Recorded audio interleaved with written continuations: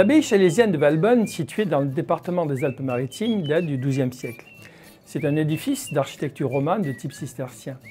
L'ordre chalésien a été créé en 1101 en Isère. Il n'a jamais été très connu car il a disparu après 2 siècles d'existence.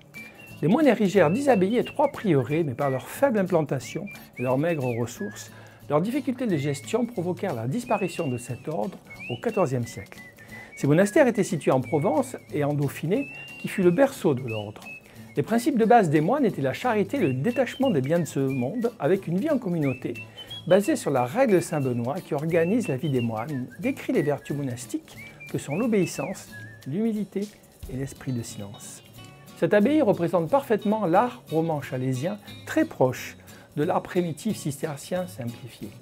Implantée au bord de la rivière la Brague, dans un vallon isolé et boisé, c'est une abbaye de plaine obéissant à la règle chalésienne de solitude et de silence, mais répondant aux nécessités des Chalésiens avec une vie de paysans, de bûcherons et de bergers vivant de l'élevage des moutons.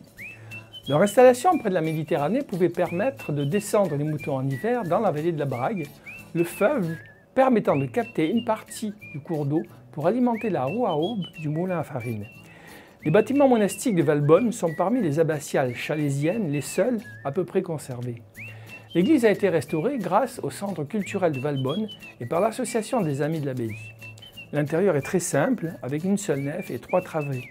Elle comprend un long transept dont chaque bras s'ouvre sur une chapelle rectangulaire.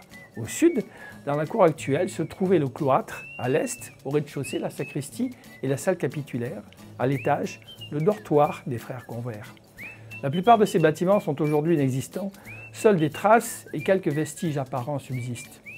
Après la visite de l'abbaye, vous pourrez découvrir le vieux Valbonne avec ses ruelles typiques des villages de l'arrière-pays niçois et les sentiers de randonnée qui permettent de parcourir le fleuve la Brague sur plusieurs kilomètres. Bonne découverte!